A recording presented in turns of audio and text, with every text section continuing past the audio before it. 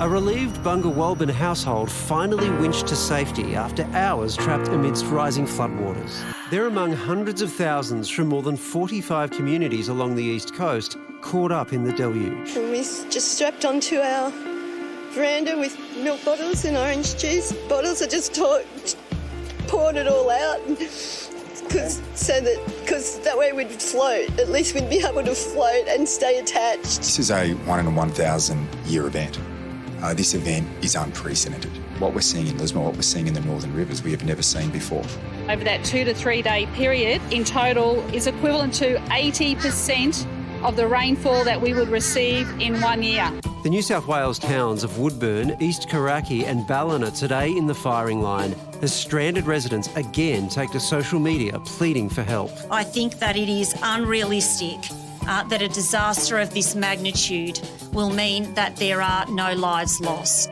Ballarat residents today told to find higher ground, too late to evacuate as they face a 1 in 500 year flood. I'm also very concerned for the rest of my family and I've not been able to contact them. In Queensland, Brisbane's suburbs again inundated with water at high tide this morning, flooding in the town of Logan reaching its peak. Many residents now turning their attention to the aftermath. This time last year, we were just finishing our renos. The shop was all set up. The bill will be hundreds of thousands of dollars worth of damage. Heartbreaking, but we're here to do our best. You get up and you start again. Some facing double devastation upon their return home. Looters had also gone through the place and taken a whole bunch of stuff. Cash, jewellery, personal items. Sharon Birmingham, not the only one targeted. To those people who are engaged in that behaviour, if you're thieving from them, you're not a Queenslander, you're a grub. You just have nothing. Every single thing that you touch and take for granted, it's just gone. Quite devastating.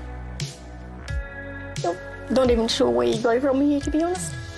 Now, new warnings the rain bomb is heading further south. People in Sydney and on the south coast have time. We do not make these decisions lightly. The time to prepare is now.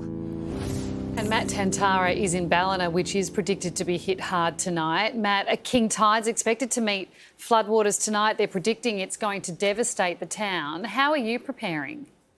Yeah, everyone's doing what they can do. We had a bit of a pre-run of it this morning when everyone got a wake-up call from the SES at 6 a.m. And so you can see probably a little bit of debris already coming down from Lismore. People are sandbagging. There is a huge line of cars sandbagging and just doing all those kinds of things. And late this morning, I understand you were told it's too late to get out. You really should be heading to higher ground. So do you have a plan in place for if things go pear-shaped? Yeah, people do. Like, honestly, if you're in Ballarat, like if you can't get up the mountain, up to the Byron hinterland around Alstonville, you are stuck in Ballarat. You can head up to East Ballarat Hill, but people will be stuck here. There are places further on Ballarat Island that won't get hit by floodwaters, but this is 1 in 500 year, so you don't actually know what's going to happen. It's never happened where there's a king tide and a flood the size that we've had in Lismore hit all at the same time, so we just don't know. You're seeming incredibly calm there, but what you've described does sound quite extraordinary and quite terrifying. Are you guys scared? Yeah, well, yesterday we were people were ripping tin off roofs and getting people out of attics in Lismore, and it was devastating. So it's more human life right now.